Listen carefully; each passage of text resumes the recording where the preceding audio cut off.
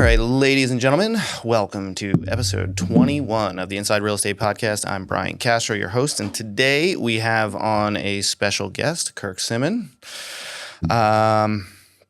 Kirk, let's tell everybody a little bit about you. Give us some background on yourself. Pretty straightforward. I've been selling real estate for 20 years, been in the industry for about 25.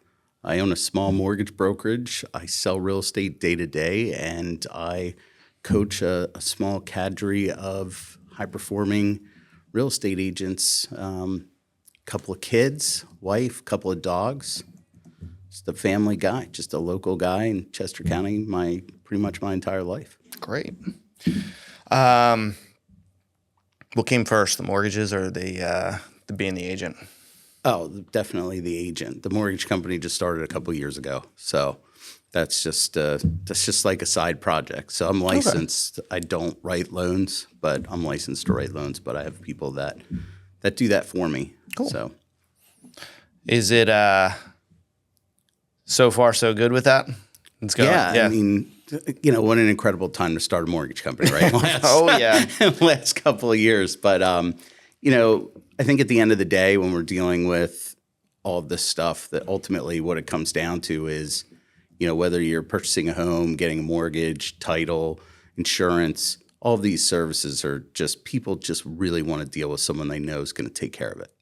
They just want to deal with someone they can trust, get some detail, handle it, and not worry.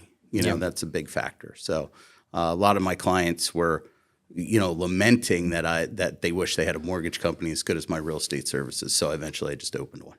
So is that just you saw the demand kind of thing and just the demand's actually pretty terrible the last couple of years, but there's absolutely no refis. But the demand for someone that's like going to pick up the phone, that knows something, is going to give you an intelligent answer, or even tell you that they don't have the answer and get back to you, is just always off the charts. Yeah. I mean, it's undefeated recipe for success in my entire business career. Yeah. So, what is, if you had to give the state of the market from your perspective, what are things looking like right now? What's the situation?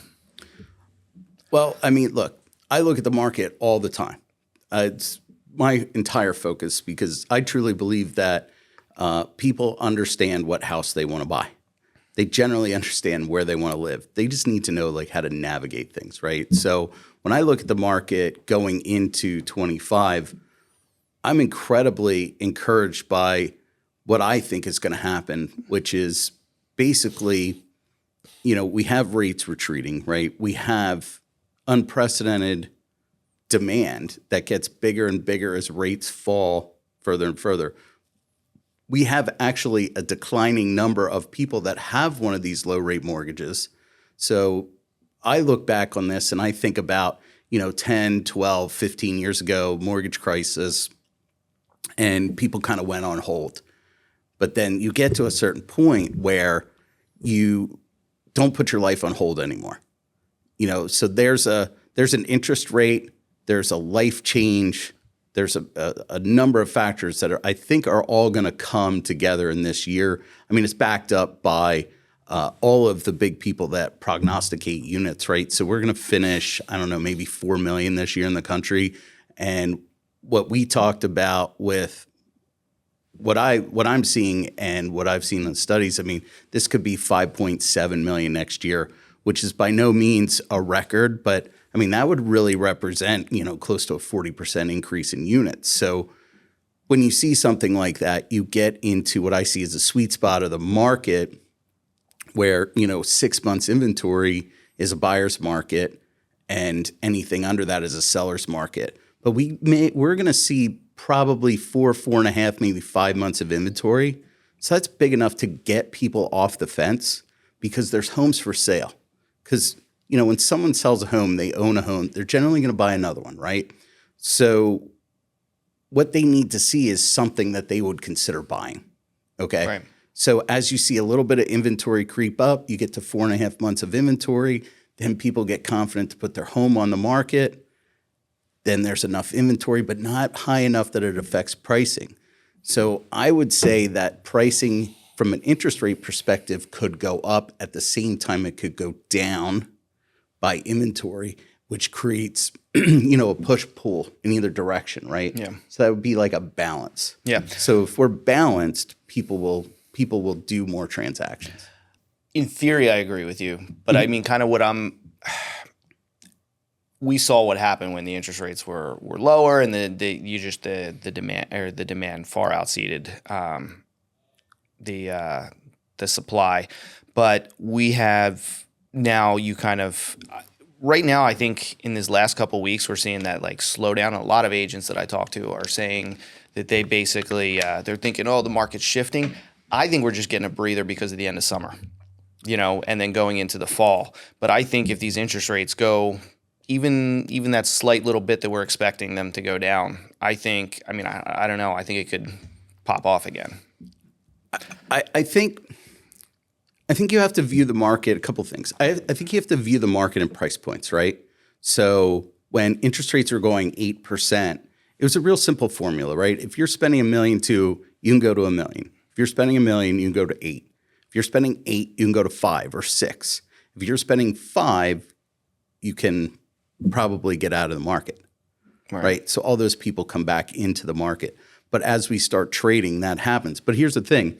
We did not have seasonality for years, right? I mean, during COVID, it was almost like you couldn't do anything but buy a house. Right. There were that's fair so point. many things you couldn't do, but somehow you could buy a house, right? Yeah. So basically, you got to look at the statistics, right? So this is just the framework for me always. It's just like go back to the numbers and try and find the story and where can the clients win off the numbers. So a couple of things, 75% of our agents weren't here 10 years ago. Okay, so if you look at the numbers, I will just show you from 2013 to now where the market's just been up. So how many of those agents don't understand seasonality, especially in our market? I saw it year after year after year. Last 3 years, I've seen it. And you also have to understand that in the first 6 months of the year, 74% of real estate agents did not take a listing and get it sold. Did not take one listing and get it sold. So the question becomes like, where's your data, right? Which agents are you talking to, right? So that's kind of what I've been telling people is I truly believe that as of 4 to 5 weeks ago, the next 4 months, so 2.5, 3 months, could potentially be the best time to buy a house in the next 24 months if you're hovering around 10% above or below the median price of a home in our area. Common wisdom that I hear these days is telling buyers to right now, before interest rates come down anymore, is probably the best time to make the move.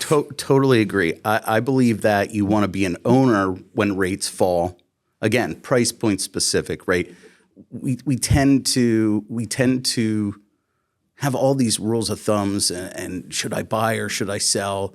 And it's just so much more complicated than that, right? It's just so much more because there's like, what's your story? What's your life cycle? Is your income going up? Is your income declining? Because, most people reach an age where they peak out on income and are you retiring? Are you having children? Do you have college in front of you? On and on and on. So, I mean, like everything's bespoke.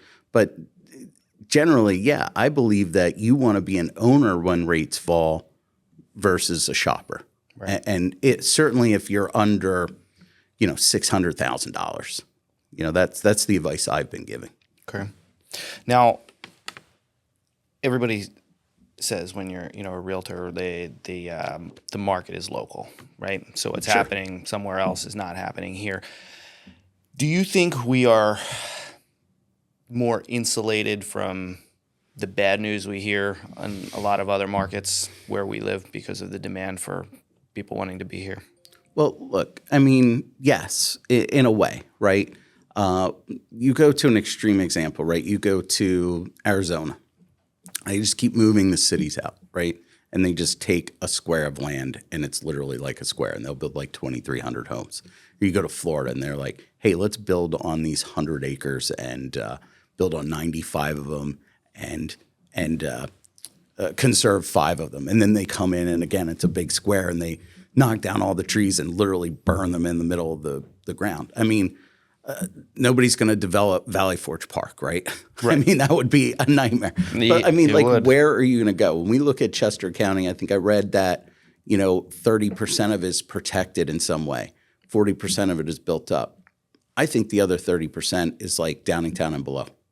So, if you're working anywhere east from here toward the city, like there's really nowhere to go.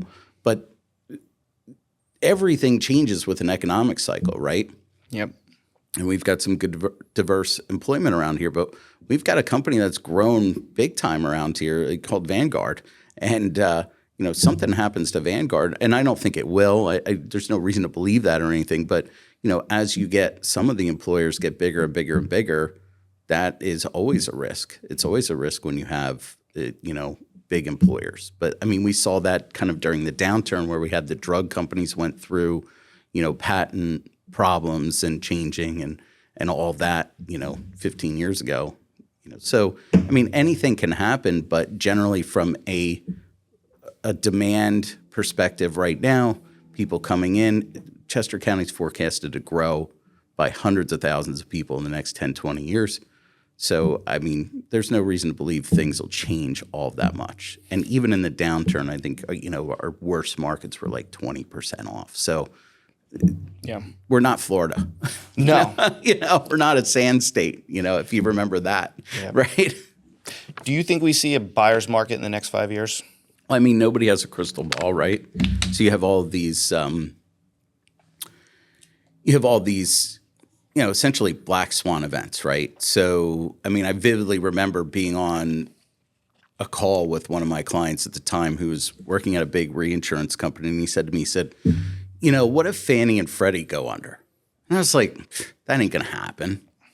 And then like a week later it happened. So like, who am I to know, right? So there's smarter people than us that deal with this. But I would say if I was a betting person, which I'm not, I'm a long-term guy. I do not play any table stakes. I don't know how. But I would say, look, you've got to look at it again in segments, right? Are boomers going to stay in some of these big houses too long? Yep. Are 1 acre, 2 acre lots and pools that were out of style in 2019 that came back in style during COVID, are those going to go back out of style? I think there's a very specific product that I've been telling people to buy for at least 5 years, maybe 10, and that's the luxury townhome. So like, where can you be in the market if you're just interested in your economic, interest inside that home? Where can you be in that market? Well, a nice luxury townhome that's worth $600,000, $700,000, $800,000 is probably a good place to hide out from a lot of things, demographically, financially, et cetera. But I mean, is that really the way you want to buy your home? Yeah. No. Are you really worried about like what's going to happen? Because I think people misconstrue what happens with real estate. They think they get rich because the property value goes up, but they actually get rich because the balance of the mortgage goes down. True. Right? I think that's more indicative of what happens. And frankly, a primary residence is really for savings at best, in my opinion. It's a great investment generally, but not still a liability.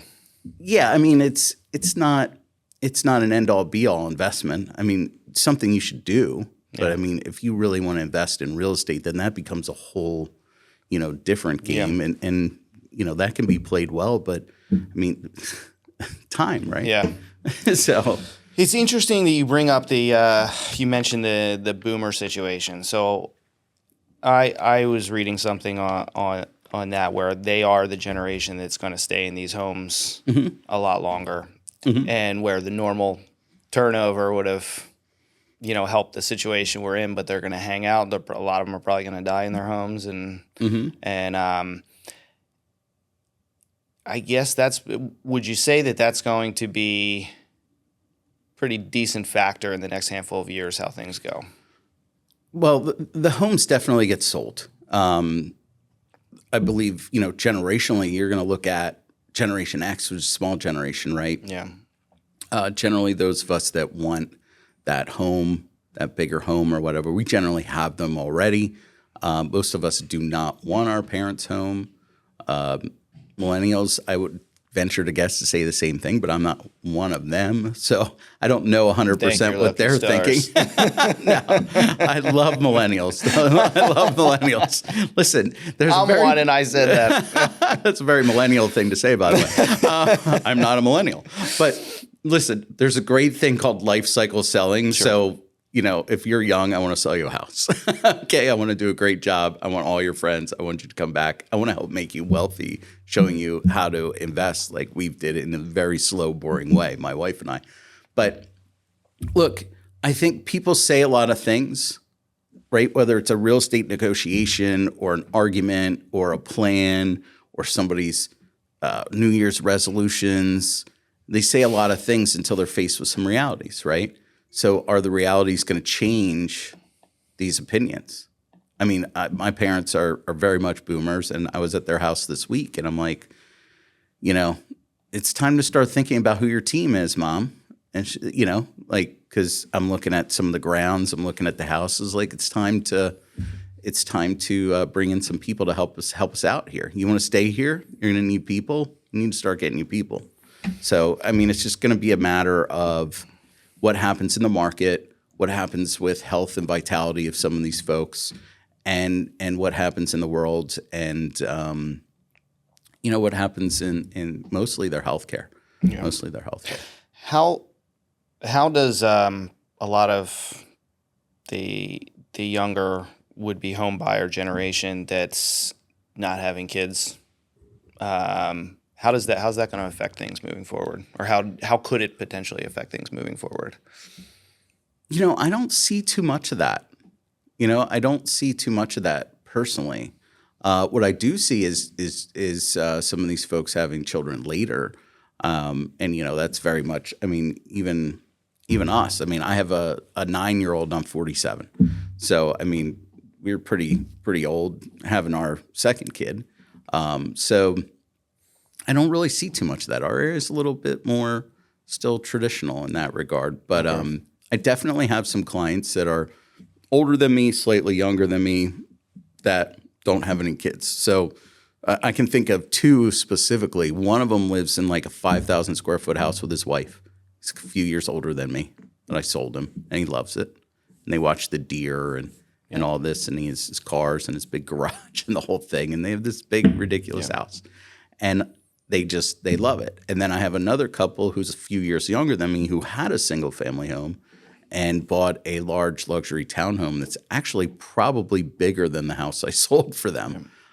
So I think people that make those decisions don't necessarily do less. They just have more house in a lot of regards. Yeah. You don't think that what they're looking for in a house may steer like the future of some maybe homes that are built over time?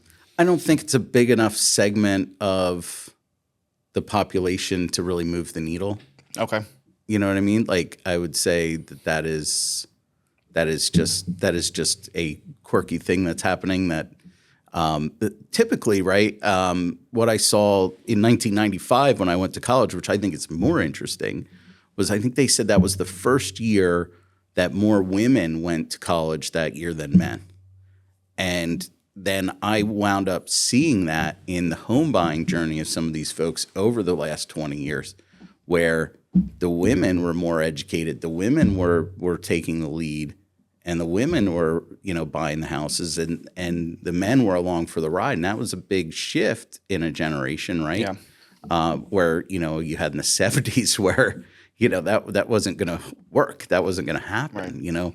So I think that's great for the market. And I think a more interesting trend would be if people are, and I don't know any numbers on it because I always want the numbers, right? Mm-hmm. But a more interesting trend would be how many houses do we need, because people aren't forming households, but they're forming households with themselves. Yeah.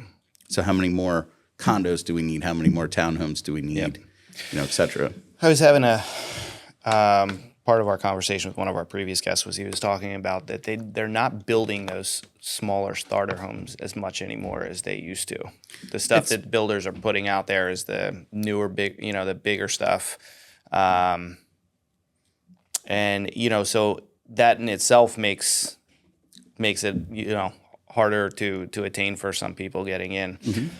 I want to get to talk about buyers and sellers more individually coming up, but what is Kirk Simmon specialty? What's my specialty?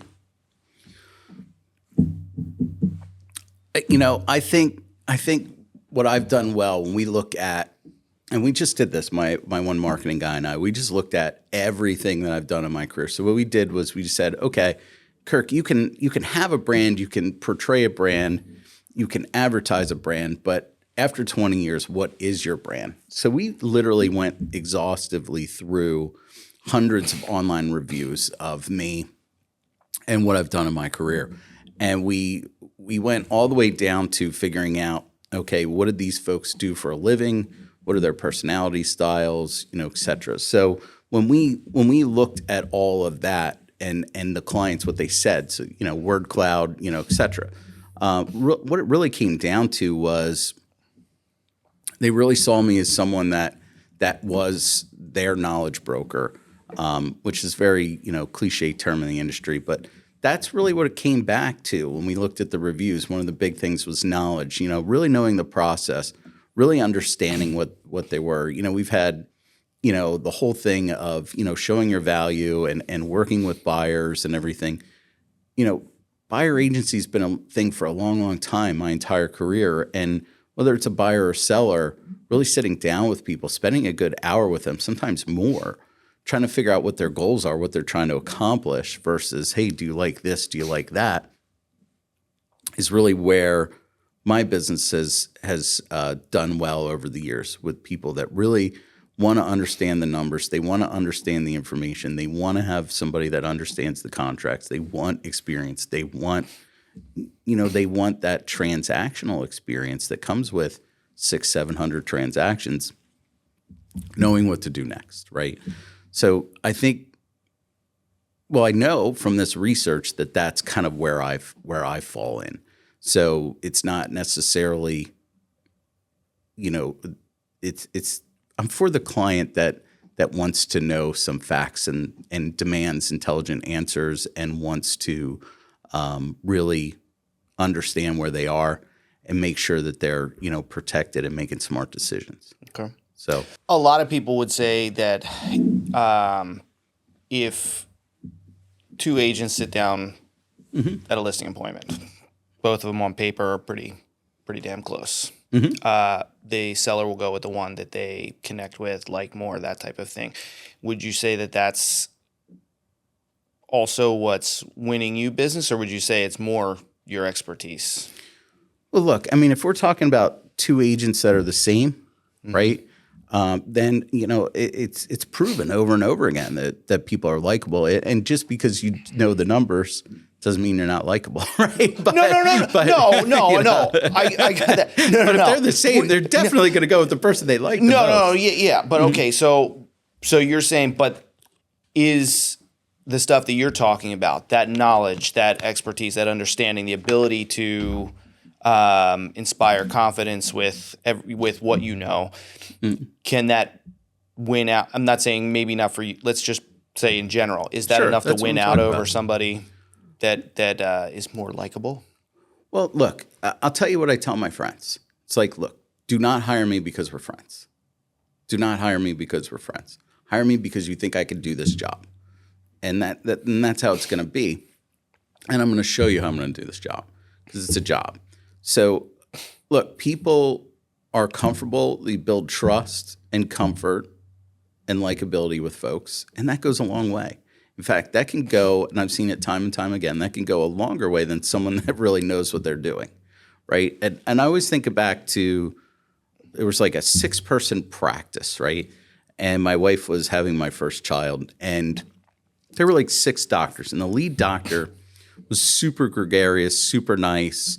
He was a little folksy, he's a little behind the times, but super likable guy, right? And then every doctor, they sent us around the doctors. So each appointment, we got another doctor because their thought was, okay, we work this as a team. You're going to go into labor at some point. We don't know exactly when, and we want you to have some familiarity with each doctor. So the doctor that I liked the most technically had the worst bedside manner. Okay. And let's be clear. A good example. I am absolutely a non-factor in this. Right? Yeah, right. Let's be clear. Right. So I really liked this doctor. I liked them all. They were all likable in their own way, and I like people. But my wife really did not like this doctor. Right. She was just a little too short with my wife on something. Sure. Nothing nasty or anything. She just didn't connect with her. You know, that was the doctor that delivered the baby, right? Right. And I was like, let's go. Because I was like, I saw that doctor and I was like, this lady's like, boom, boom, boom. And my wife didn't like that. And right, wrong, or indifferent, right? But then at the end of the day, there were minor complications. And that doctor knew exactly what to do, how to handle it, you know, et cetera. And really took control of all of the situations in the room and handled them magically. And in the end, my wife really enjoyed that. But if you had said to her, "Hey, pick, you know, one of these 8 doctors," she would not have picked that doctor. Right. You know. So, and the funny thing was, I believe, if memory serves me correctly, 7 of those doctors were men, and that 8th doctor, the one that delivered Reagan, was a woman. So, you know, wow. So, yeah, that's what I mean. Like, that's the level of like connection or disconnection you can have based on, you know, where you are. But I mean, there's personality styles, there's chocolate and vanilla. But you know what? One thing I do know is when you have problems in any business or any contract or anything, you know what? You might throw away some of the niceties and go for results. Yeah. You know, I mean, but you never know that till you get there. I'm always amazed at some of the, you know, the things that I've seen over the years. I've seen agents that are like super competent, and then I've worked with some agents that I'm like, nothing against them as people, but I'm like, man, yeah, you're like how I was there was this one gentleman that I was working with. And during the like super chaos that we've went through, at the peak of that, he's telling the people it's a buyer's market. And I'm like, yikes. But anyway. Well, I mean, look, it was a buyer's market. Yeah. Whatever you could buy. Yeah, you're not kidding. It was a buyer. He was right, but he was saying it the wrong way. he was wrong. But look, and that's okay. Look, I mean, no, but people, there's that was a situation where they hired them based on familiarity, like it was like a friend and that type of thing. But the vetting. So would it be fair to say that people that you know, just through, you know, all the years of working with them, they're the people that will vet you pretty well? So, yeah. So one of my friends just hired me, right? And he's met me a number of times. He's involved in the social circles that I'm involved with. See him almost every week. And just in the middle of dealing with him right now. And told him the same thing. I was like, look, you and your wife, you're going to hire me because I'm really good, not because I'm your friend.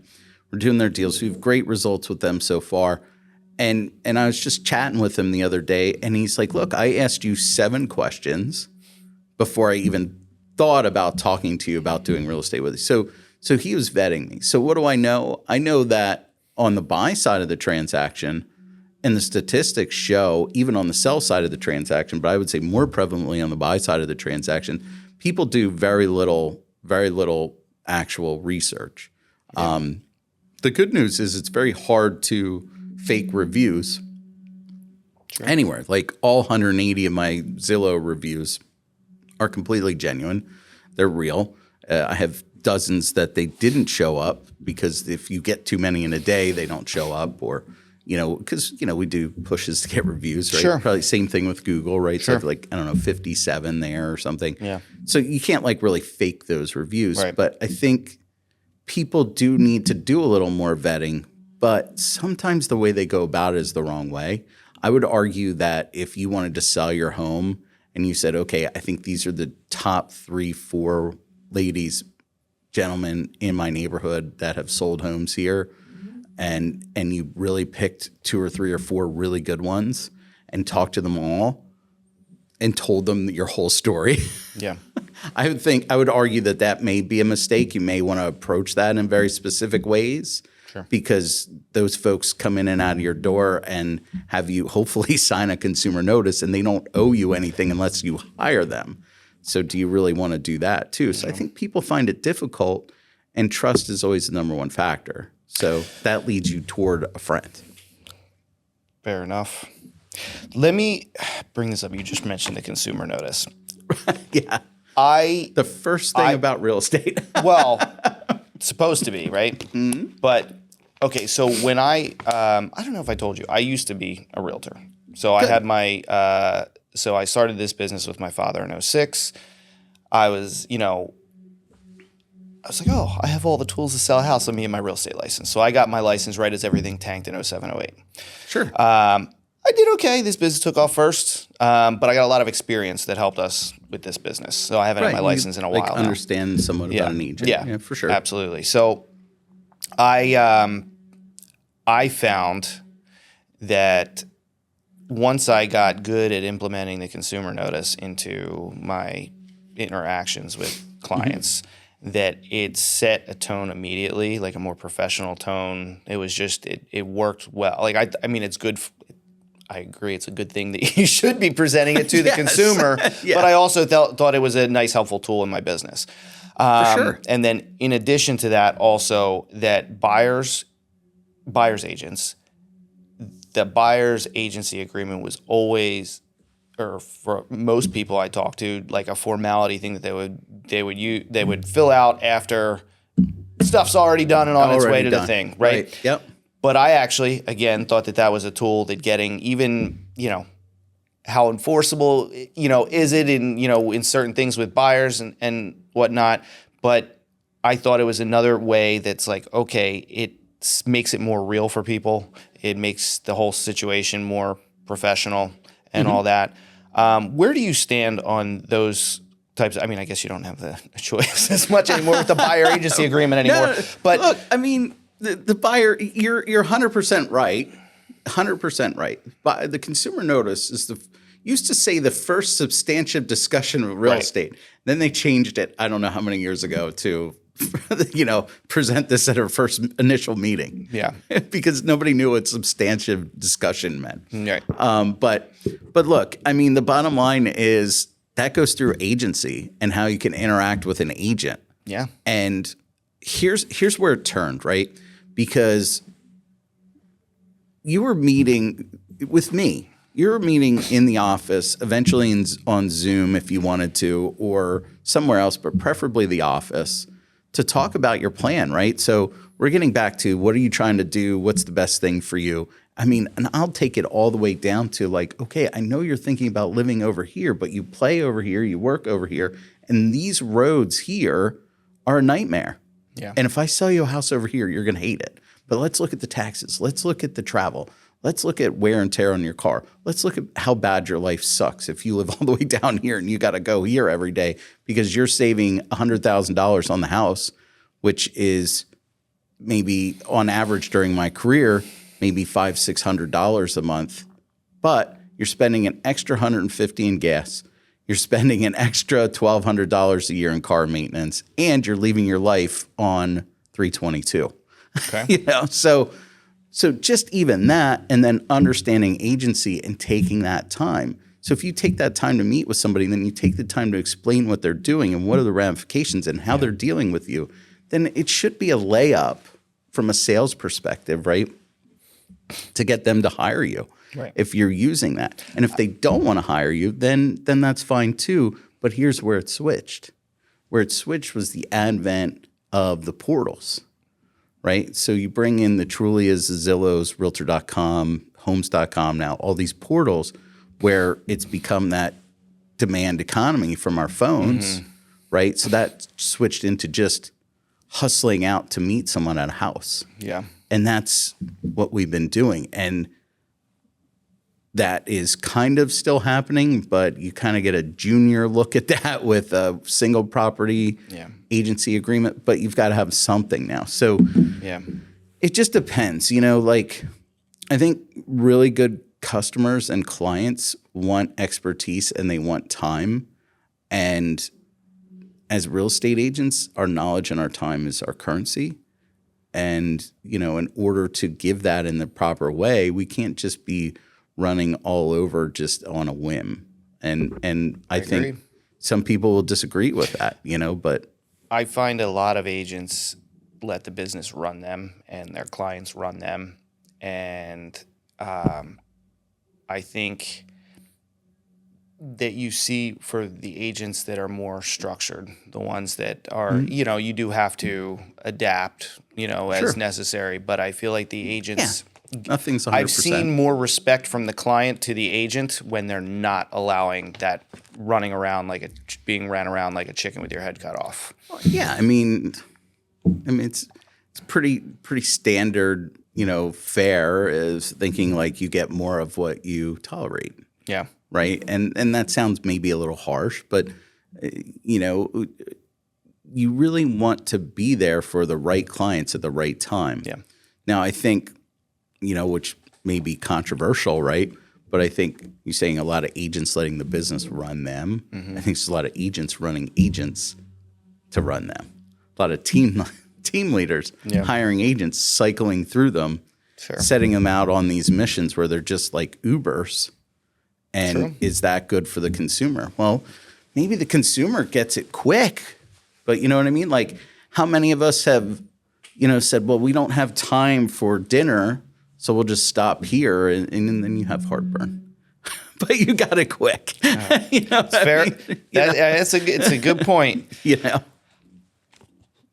What is success just getting the property settled? And if not, what does success look like from your perspective? Success looks like all kinds of different things because success is not mine. Success is the client's. Sure. So like, what's that goal? What are they trying to do? Are they in from Long Island? Like my friend Lynn, who's in from Long Island, needs a house, like literally has to buy one that weekend in arguably the busiest time. Success is securing a house that she likes and securing a house, immediately. Okay. So I agree with that point. So success is helping the client achieve their goal, right? Yeah. Essentially from that perspective. But in the process of, is it simply that for you, that you help the client achieve their goal? Or is there like other things you measure the way you were able to work with a client on that's success? I mean, what I'm saying is it's different for every single person. Okay. And that starts with consultations, right? That starts with, again, a buyer agency meeting,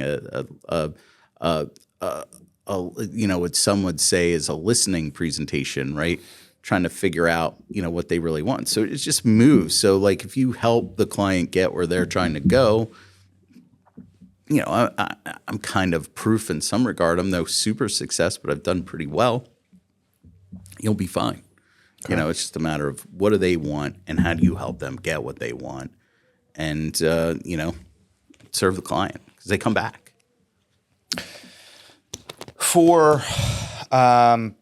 Talking about sellers right now, what are some of the most common things that you're seeing that they have as concerns or questions or maybe even hurdles in this, if there are many, in this current market for the sellers, and how are you dealing with it? The hurdle for a seller in any market is a disconnect between an impression and the market itself, right? So they may not be up to the minute. They may have an impression that lasts 6 months, but the market's changing every 30, 60, 90 days. So that can be an issue where the seller has a different impression of what's happening down on the street than what's actually happening. And then, of course, look, nobody wants to move, right? Nobody wants to move. It's what is it up there with death and divorce is like the worst stuff, right? So like, who wants to die and who wants to get divorced? Not me. Yeah. I know I'm going to die, but someday. But like, who wants to do it, right? So it's all about where are they going. Yeah. So as long as you keep the focus on like what's next, kind of what happens behind you takes care of itself, but you've got a plan for it. So the common things I see sellers are very concerned with really two questions. Can I sell my house and how long will it take? Which is not what they say, but that's really what it is. And if you think about that logically, how long will it take to sell? That really has a lot to do with pricing, because the longer it takes to sell, the less it's going to sell for. True. But they do want to know how liquid they are. Hey, if I do have to move, what does that look like? And we learned this during the downturn where people were coming to me and saying, Kirk, I'm going to lose $100,000, but I have to be in Tennessee by March.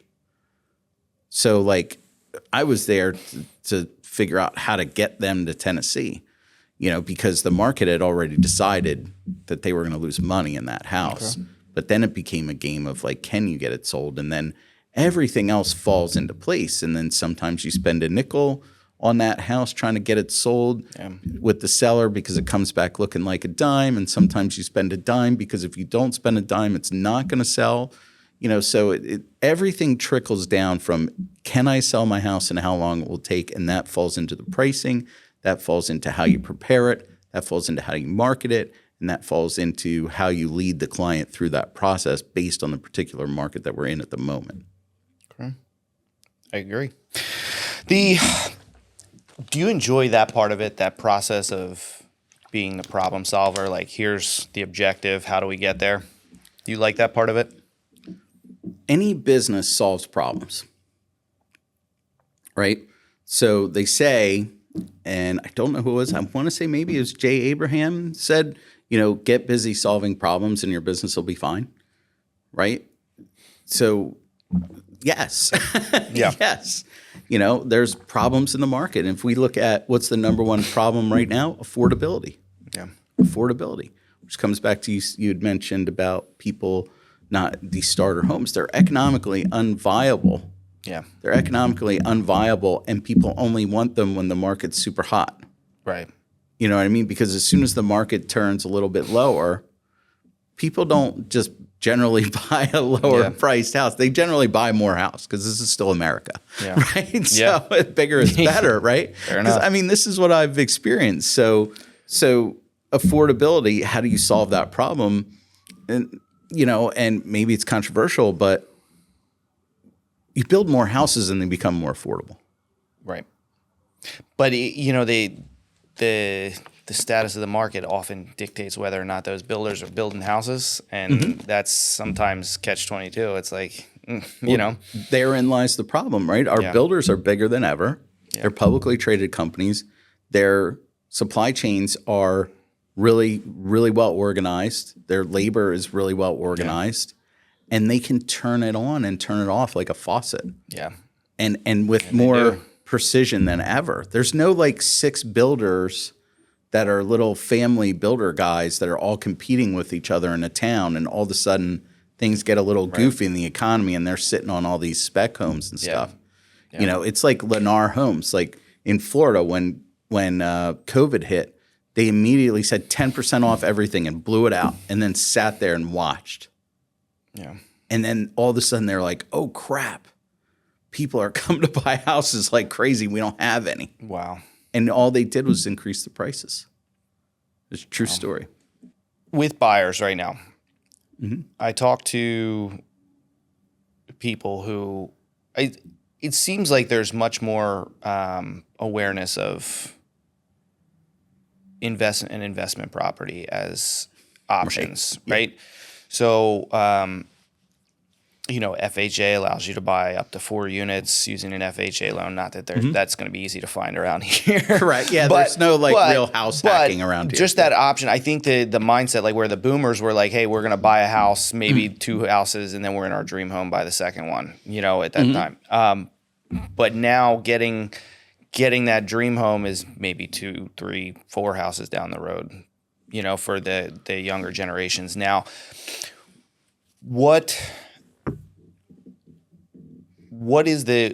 advice would you give to somebody that's maybe just out of college or not too far removed from that? They're buying houses on their list of things to do, but it's not going to be an easy journey to get there for them. What would you say to a buyer right now?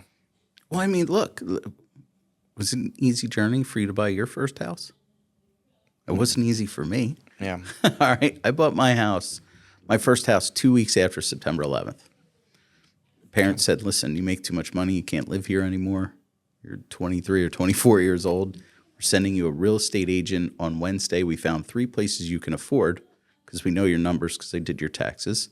And you're going to buy one on Wednesday. You're going to sign a lease somewhere on Friday. But you're leaving. And I was like, oh, okay, great. So I looked at 3 houses I could afford. I bought one, worked on it for a month every night after work. And then when I moved in, I had a twin bed, or it was no bed, and the dresser that I literally had inside was a baby. And then like Sears was going, Home Goods, Sears Home something was going out of business. And I followed the liquidator store to store to store to buy a leather couch set. You had to negotiate the price. And so like that wasn't easy for me. And I, at the time, I was like, how am I ever going to pay off $62,000? Yeah. So, I mean, it sounds super silly these days. Is this reality? Yeah. Yeah. I mean, I know there's a lot of people that just spend $62,000 on a car. Yeah. This is 20, going on 25 years ago. So number one, I would say, look, I mean, as you could tell, I had terribly pragmatic parents, right?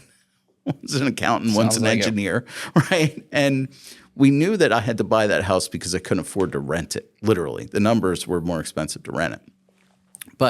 And it was a 1-bedroom condo. It didn't even have a proper staircase. It had a spiral staircase that went to the upstairs where my bedroom was. So my advice has always been, look, if you're out there buying your first house, it's always, always, always better than an apartment. If it's small, it's usually the same price or cheaper after tax benefits of ownership, et cetera. And it's always better. And you buy what you can afford, and you just take it from there because you're better off in that position of ownership than not. Unless you have, some shaky finances, because you also want to make very smart financial decisions with it. You don't want to go buying a house you can't afford. And I was very, very proud that I had 0 clients that lost their houses during the downturn, that I had sold them just previously at record ridiculous numbers. And every time the market gets hot, you have all these investors. Everybody wants to invest. So it's kind of a trend. Okay. Comes and goes. As does the real estate market. Like the wind, man. Yeah. I mean, when does it go? I don't know. But look, yeah. It's funny. The market always changes, but the people always stay the same. The types of people that are in the market. Like they're the mentality of like buyers and sellers. It's always like that. They always think the same way. It's just, and then the market changes around them. But you're always, over all the years that I've been doing this, you always see the same type of mentality with buyers and sellers. It's interesting. I think if you look at it, and I got to look at it again, I want to say in the last like 22 years in our local market, where I've been 23, 24, whatever it is, where I've been a homeowner and in this business, there's like 3 years where prices actually went down year over year. So think about that. And then what I do remember vividly is folks saying like, hey, I want prices to go down. I want prices to go down. A lot of times those same folks, as soon as prices do go down, they came back to us and they said, oh, well, I'm going to wait for it to go down further. I mean, I was telling people in 2012, there's a real statistics that in America, like people are spending like 12% of their gross income on their mortgage payment. It was like an all-time forever low. And I was telling people, like, that's insane. And prices, as we know now, were super artificially low. And people, I was begging people to like buy. I was like, you could just buy like anything. And I remember telling my wife, like, we got to buy everything. and we didn't buy enough. But we bought enough, but you'd never buy enough when you look back on that situation. Right. So, I mean, this is not gambling. I mean, you either need somewhere to live or you don't for 90% of the people or more, right? Yeah. So where are you going to live? How are you going to do it smartly so that you're not wasting your life in a car? You're not wasting your life not doing things because you bought too much house. At what level do you need to be happy with that house? And I would also argue that a lot of the starter houses that were built, around the World War II era, coming out of that, most people would not buy. Most people would not buy, even if they could buy it, they wouldn't buy it. Like, I don't know a lot of people that really want like a 3-bedroom, 1 bath, and the 3rd bedroom is the size of, this table. Yeah. I mean, you look at some of these houses; they're really tiny. Mm-hmm. Like you said, everything's bigger in America, right? But I mean, it's easy to say this stuff, right? And I don't mean to be insensitive, but it's easy to say this and have a defeatist mentality. But like, go out into the marketplace and look at where you can land. I think you could, if somebody decided, if there was a builder that decided, hey, we're going to make this type of home, but solve those couple problems that you're mentioning, having that 1 bathroom, those type of things. I think there would be a pretty solid demand for something if they could bring it down. I mean, you don't see much under 3, like everything's pushing 5 on the low end in a lot of cases. Sure. We're going to be pushing $1 million for 2,000 square feet in the next handful of years, I think, unless something drastically brings it down. But I mean, I was like, the prices I've seen, I'm like, once COVID and all that craziness happened, I never thought people were going to buy homes sight unseen the way they did, or any of it. And then you're just like, wow, like this is they're smart. Nuts. They're smart. I mean, look, what's your mortgage rate? They were smart. They were smart to. Yeah, okay, I hear you. Unless they bought like stupid. But if everybody didn't have the that wrong thing. If everybody didn't have FOMO, right? Yeah, that's what drove it up. Nobody had the like, I'm not gonna go into panic mode. Like, it was like panic mode for a lot of people. Like, they were like, let me get into a house. Well, and like, I saw this one house, the whole first floor. They had like 4 kids.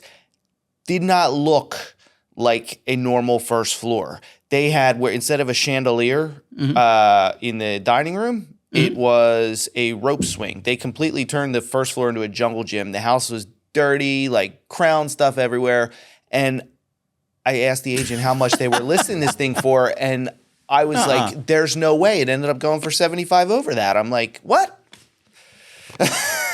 I mean, and I think honestly, if buyers if they just took a breath and relaxed, I don't know if it would have got. I mean, you can't make the general public do that, and it was never going to happen. But it just goes to show you that if the rates get low enough, it adds affordability at a level that I think that was more about affordability than FOMO. And I thought there were a lot of young people that were smart in the idea of like, let me lock in a 3% mortgage because that's really smart. And then there was a lot of people, because the statistics are like 70-something% that bought a house during that time, like regret that house because then they started buying stuff that they really didn't want. But I think it was good. So like when I walked people through those houses, gosh, and you think about it, goggles and masks, crazy stuff, right? Insane. Like if you ever told me that my wife was going to cut my hair on my front steps of my house as my neighbors were walking by, like one size like buzz cut with a shaver on the front stairs of my home while I'm talking to a neighbor, I would have told you you're out of your mind. That will never happen. But like that's how crazy things were. So the houses that they bought could be bad. But I took some of the people and I said, listen, this is a house that we're going to go nuts for. This is not a house we're going to go nuts for.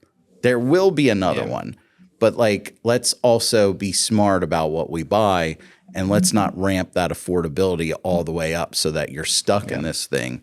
But at the same time, let's make sure that we buy what we need. Yeah. And in some cases, buy a little more than they wanted so that they wouldn't have switching costs and they could hold on to that mortgage.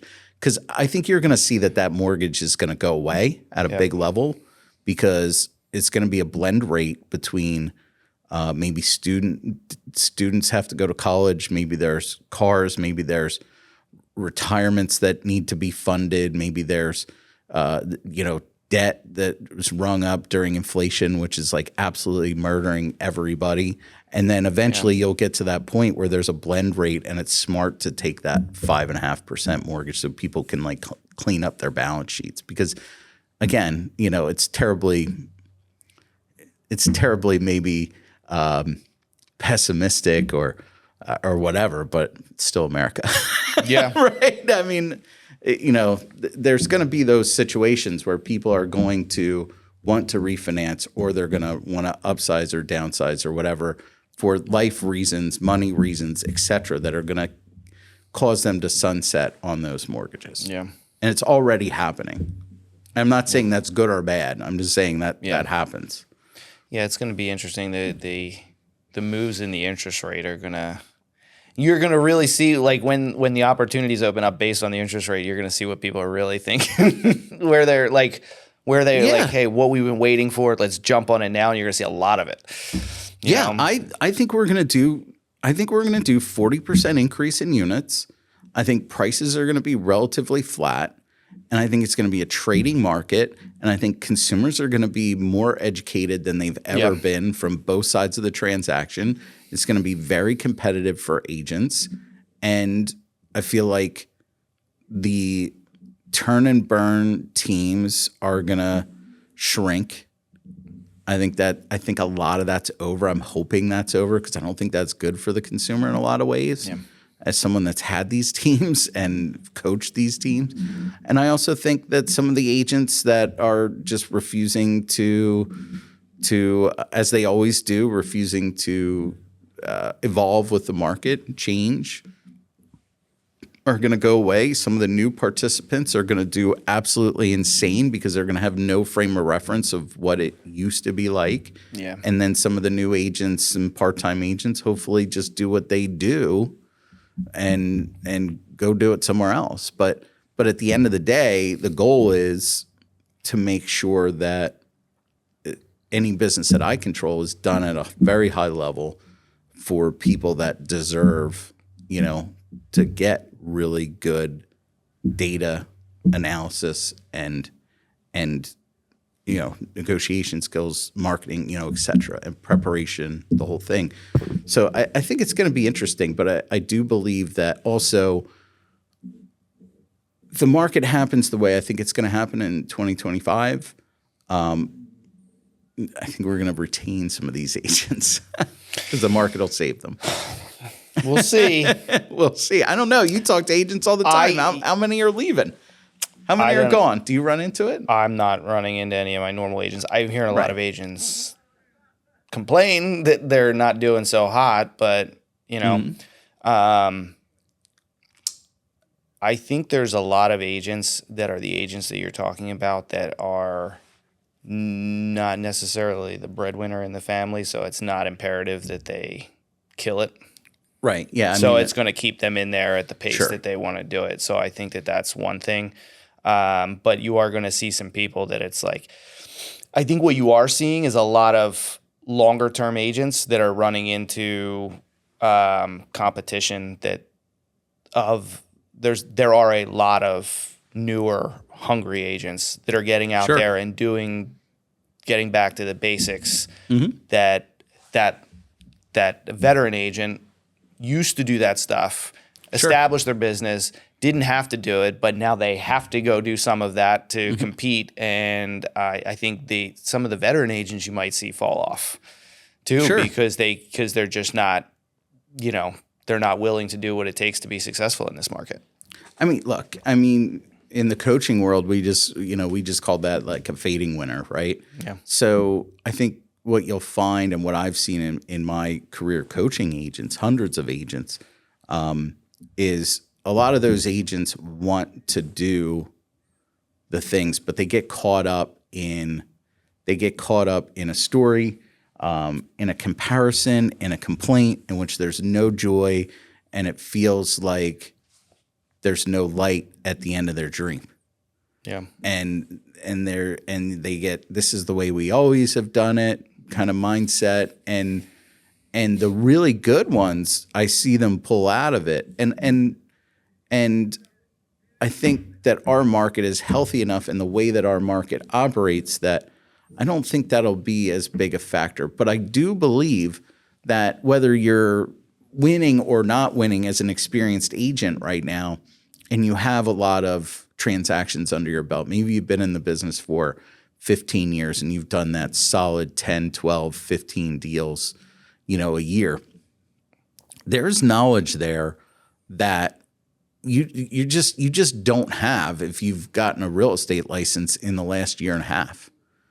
Yeah. There's so much there that they don't even realize because maybe they're caught in a comparison trap of there's no joy in that, right? There's no joy in that complaint and that comparison. There's no growth. Yeah. So I think they would be under, if they fail, if an agent like that fails, that is 100% just not having, right, wrong, or indifferent, not judging it, not having the right mindset, and maybe not having a model, not having a mentor, not having a coach. I think it just goes back to like what you're saying, to that point that some people are just selling houses and some people are running a business. And that's 100%. That's the big difference. And most of I think the vast majority are just selling houses. And it doesn't mean that on a house transaction by transaction basis, some of them are outstanding at handling one thing at a time. Sure. But when it comes to looking at it and say okay, I have these, I have this listing. Okay, some of them let's say they sell 3 or 4 houses over the course of a year. Mm-hmm. How much time do you still have left over? Because you don't have 4 listings at a time, most likely. Oh yeah, so it's crazy. You're sitting on your hands, and it's go generate some business, and they're not doing it, and they're feeling it, especially in this market. Because you do have a lot of hungry people out there. Entrepreneurship, especially today, is becoming a very sexy thing to do, and so you have the agents that are if they come into this business with the right mindset, I think right now there's an opportunity for them to go and overtake some people that have been in the business for a long time, and I'm seeing it with a handful of my clients. There's no better business than this business. There really isn't. Eat what you kill. Yeah, but look, there's always a need. There's always transactions happening, and if you're a seasoned agent, you understand some things. So think of it this way: in the Zillow COVID click world, you get a click today. You've got to see that property today. You've got 10 offers. You figure out how to be the one that gets that deal. You're going to closing in 3 weeks and there's no contingencies. You literally have to do nothing. Yeah. And that's that'll be popular, right? Someone hears me say that as an agent. But you don't get me wrong. You have to do stuff. But you're not doing negotiations on home inspections.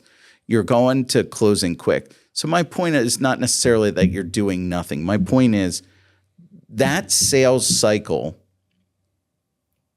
is literally 3 weeks to 4 weeks long from meeting the client to closing. Whereas now the pattern for people is wider than ever, longer than ever. So we came in that world where it was you got a lead, you got a paycheck. You got a lead, you got a paycheck. Now you're talking people are doing this months on end. I have more people that I have to stay in front of every day. When they come out of the CRM and onto my whiteboard, that means they're pre-approved, or I'm showing them properties. I've got them on a search, something, or we're planning on when they're going to list, or we're waiting to find something so we can list. So I can't list until we find something. So I got to stay in front of all of those people in the short term. So they're on my whiteboard, right? Yeah. I have more of those people than I've ever had. And when I look at the volume of what I could do, if the market was in a position where it had the right supply and stuff, the volume that I could do, if I looked at it selfishly for a moment, and the transactions, the volume and the transactions and the income is off the charts. Yeah. Off the charts. But But we went for a couple of years where it was just, sit, get a treat. Sit, get a treat. Now it's like sit, roll over, stand on your hind legs, chase the ball. Maybe you'll get a treat in 6 months. But if you can systematize it and come up with a good way to attack it, I mean, it's definitely there for the taking for the right people. Well, the hack is just being the advisor, right? Yeah. Because it's never too early to start planning. No, and that's a good way to look at it as well. All right, quickly, just briefly. So I saw that you were at the Ferry Summit recently. Yes. And so I know they usually have all the things to look out for, what's new, maybe in technology. Just can you give us a couple things that really stood out to you there, that there are things coming up? Well, look, I mean, I don't think anything changes. Really, really interesting for those that know Tom, and I've known Tom for years, and I've been blessed to be involved with him both in his company and as a coaching client, and et cetera, for years. He brought his dad out on the stage. I saw that. Right, so Mike came out on the stage, and those that know Tom may know Mike. You may be really old now to know that whole history, but we'll leave that aside. And it's funny because Mike spoke for 10 minutes, and he said, "Listen," in true Mike Ferry style, he says, "Listen, you have a job to do. Your job is to prospect and present and close." So this is a sales perspective, right? This is the back end, right? Mm-hmm. So he says, if you're not prospecting, you're not presenting, and you had no shot of closing. Yeah. So really, what has changed? It's nothing. Contacts, appointments, contracts, and closings. But that's just the sales end of it. But now more than ever, the consumer is demanding and or should demand less of a transactional agent, which got way out of control during COVID as far as being transactional with the clients, and more of a consultative agent. Like at the end of the day, like the biggest change that I see that I would agree with and certainly practice that I've heard come out of anybody's mouth in the coaching world is the idea of a past client, right? Like, what is a past client? Is that like that's in the past? Mm-hmm. Like, how often do past love interests come back, right? Sure. That was a car I had in the past. That was a house I had in the past. That was a girlfriend or a boyfriend I had in the past. What's a past client? There is no past client. There's just a client. I mean, this morning, one of the very first things I did was figure out how to get my plumber out to my friend Daniel's house because he had a major plumbing problem this morning, But yeah. Daniel bought his house like a year and a half ago. I'm on speed dial for him, for that. He's like, I got a problem. Who's he call? He calls me to make sure that he gets someone. Who's he going to get, and how's he going to handle it, and handle it quickly? You're not the only person that kind of has that. So you don't hear everybody talking about that, but just somebody like if you want that return business, you got to be more than just the agent. Oh, and you got to be, and not everybody's going to be, like. I think there's the opportunity to gain a lot of friends out of this, personal friends. Oh, for sure. But I think just to be that resource, it's kind of how we approach our business. Like if you, we try to have as many things around the marketing department, and I think we have pretty much everything that people would need. Mm-hmm. But if you have to go somewhere else, I risk losing business when you go to somewhere else because they found that person, if there's overlap. So we try to keep everything. But I think if you can be that, hey, I may not be buying a house for another 7 years, but I might need some help along the way with certain things with my current house, being for sure being that resource. Being a resource is where you want to be in the agent business, right? Yeah. If you want to do business, there's no question about that. But it's not hard to do. But like, there's a difference between like a good relationship and a friendship. Friends are great, but like, these are business relationships as well. And they're based on competency. And I want to be friends with everybody, but you take care of people. They may not like. You shot a house for me, or this lady who, I did great work for her. In fact, she bought her house and I was the listing agent. And then when she sold that house, I was the listing agent. What does that say? And then she bought new construction and didn't call me and bought new construction. And I was like, I thought to myself, because I made up my own story in my own head, I was in complaint or comparison or however you want to phrase that. But like she just sold the house and I was the first person she called and she asked me if I had enough time to take her listing and sell her house. And I'm like, oh, wow, that's an impression I don't want to give. But but of course, but it just so happened that she just walked into that house and bought it. But she came back. And I didn't know that she was ever going to come back, but I didn't give up, trying to be of service to her over the years, so.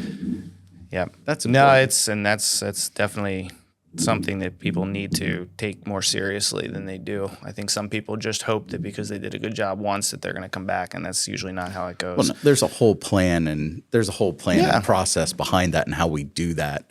Over the years to keep in touch.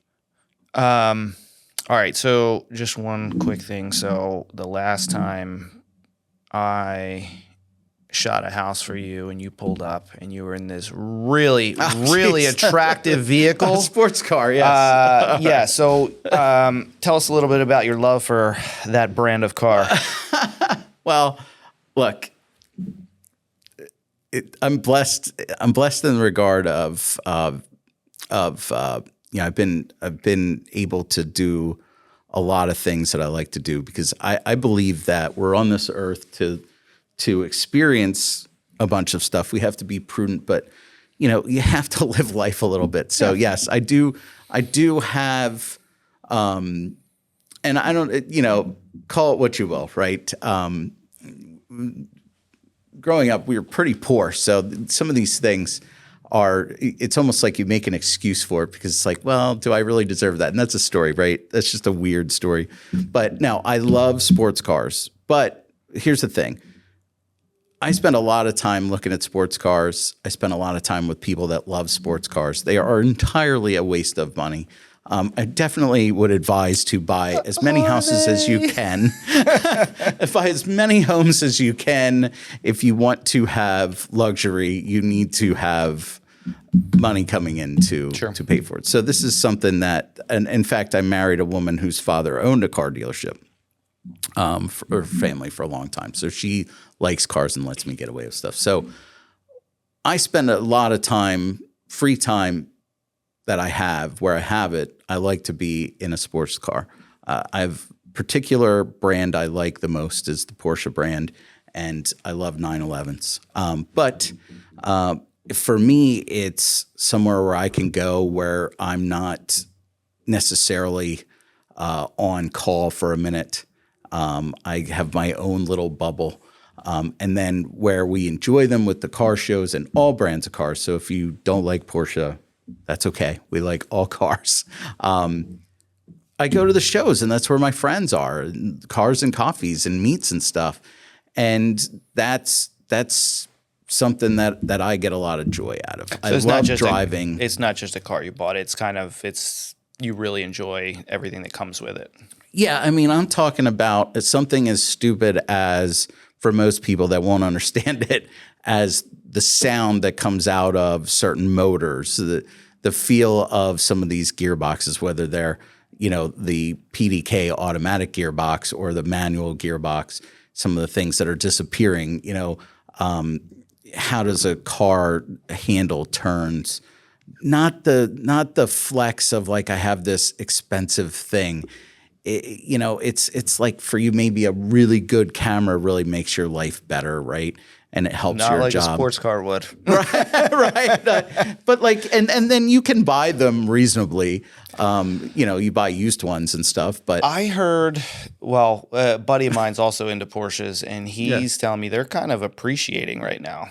The Porsches, they're not depreciating. It depends on which one, right? So so that's the other thing. I mean, like if you do your accounting the right way, do you ever really make money? No, it's kind of like a primary residence in that regard in some respects.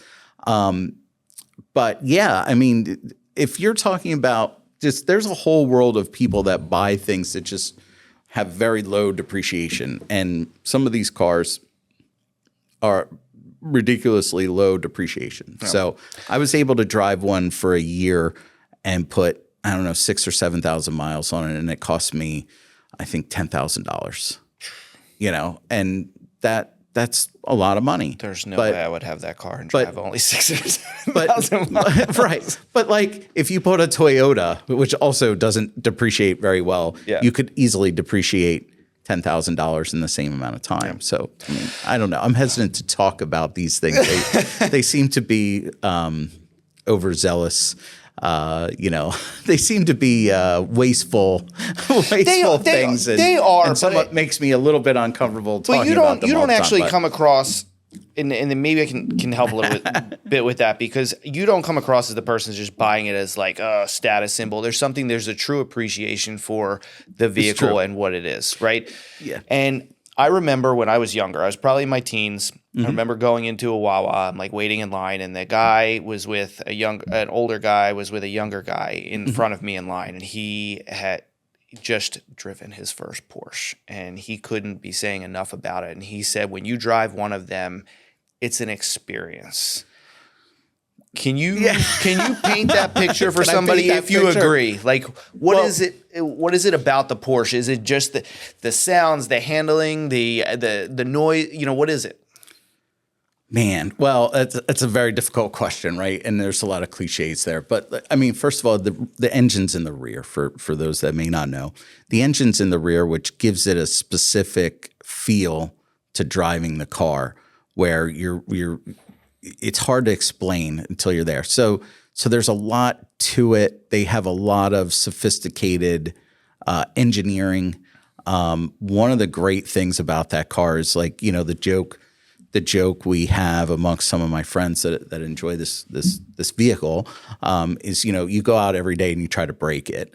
It's incredibly well made. It's incredibly it's a beautiful car. I mean, they essentially don't change the look of the car for dozens and dozens of years. I mean, you see one, you can't tell if it's 10 years old or if it's 2 years old in a lot of cases, depending on, who you are. There's different variants of it. So whether you have all-wheel drive, do you have, turbo? Do you have, the super turbo? Do you have GT3, the wings, no wing? All kinds of stuff. So I think there's like 35 different variations of one you can buy. And to the layperson, they all look the same. So, and they could be very much different in price. Yes. By a lot. So it's just an incredibly capable vehicle as far as comfort, style, quality, and handling. It's just and nobody makes a rear engine car like this, quite like a Porsche, right? So yeah, like it's hard to say, as I told you earlier, like literally do not drive one unless you want to buy one. And I mean, and then you've got to put like the SUVs aside and everything too, because that's just those cars are great cars. And I've had some of those too, but those are the cars that kind of keep the lights on, because if they only had to sell like the 911, they wouldn't be in business, as they almost went out of business with that.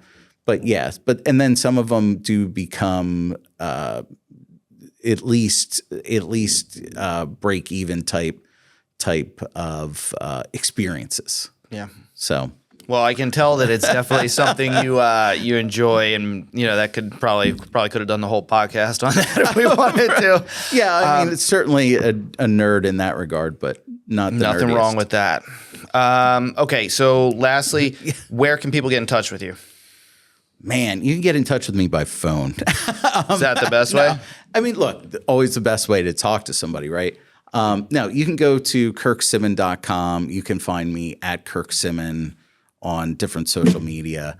You can find me at my cell phone all the time, which is 484-880-2388. You can email me, Kirk at Kirk Simmon. We'll put all that stuff in the description. You can Google me. You can't hide when you're a real estate agent. No, that's for sure. Yeah, there's no privacy anymore. And my name is unique, so you don't get too many different. And then the final thing that we usually ask our guests Here we go. Can you send us off with a positive message to the world? With a positive message for the world, or for real estate agents, the world. or for people, for the world? Oh man, I don't think I'm qualified to coach the world, but I will try. Man, I don't, I think a lot of times that, I have this saying that I say all the time. It's just, I want my friends to win. And I think that if you are on the giving or receiving end of that, I think the giving end of that is much more enjoyable than the receiving end of that. Like if you walk around, if you're like really in a bad place, some of the best coaching advice I've received and given to literally hundreds of people is try and find a way for the next day or two to wherever you are, whether it's, with your child, with your spouse, with your friends, in a Wawa somewhere. If you're in a room, try and figure out who in that room needs something right now, no matter how big or small it is, and try and figure out a way to get it to them. And walk around with that mindset for a day or two at least. And then your perspective will change in the right way to get kind of where you want to go at the moment. I love that. It's one we haven't got before. Yeah. Kirk, I you can so imagine much. what people say. Now, thank you. Thank you.